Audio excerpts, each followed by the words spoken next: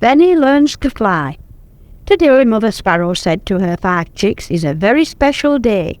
Today I'm going to teach you to fly. There was great excitement in the nest.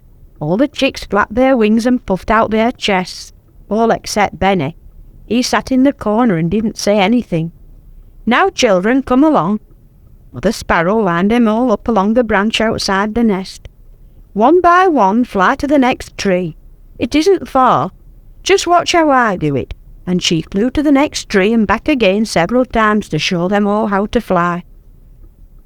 One after another the little sparrows flew over to the tree.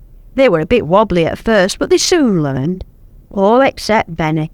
He clung to the branch, afraid even to flap his wings in case he fell off. The ground looked such a long way down. Supposing he jumped off the branch and his wings didn't work. When nobody was looking, he climbed back into the safety of the nest and waited for his brothers and sisters to come home. When they arrived back, they laughed at Benny. Silly Benny, they said. It's fun to fly, and from the next tree we can see. What? Benny asked eagerly. What can you see? We won't tell you, they laughed. You must fly over and see for yourself. Oh dear, thought Benny, I wish they would tell me what they saw. If only I could fly, I could see for myself. But his brothers and sisters wouldn't tell him. They were all so tired after their adventure that they fluffed up their feathers and went to sleep. Mother Sparrow went off to look for food, ready for when they woke up. Benny felt lonely with nobody to talk to. He wasn't tired because he hadn't been learning to fly, and he did want to know what it was they'd seen from the next tree. He wished they would wake up and tell him, but they didn't. Suddenly he had an idea. If he tiptoed to the very edge of the branch and craned his neck, he might be able to see what it was. He clambered out of the nest and edged his way along the branch. It got rather narrow towards the end, but he kept going, even though it swayed rather a lot.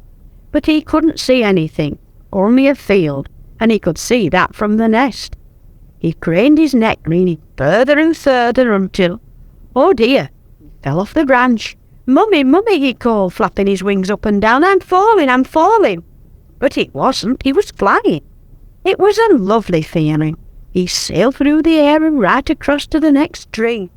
I flew, he danced up and down to the branch where he'd landed. I must tell Mummy and the others. Without stopping to think, he flew again, right back to the nest where Mummy was back feeding the other chicks. I can fly, he said, I can fly. I flew right across to the other tree to see what it was you saw this morning. He stopped and scratched his beak with his claw. Oh dear, he said, I forgot to look and see what it was. His brothers and sisters laughed at him. Silly Benny, they said. No, I'm not silly, Benny said. I've learned to fly today. Tomorrow I'll fly across again to see what it was. Now I can fly, I can go anywhere.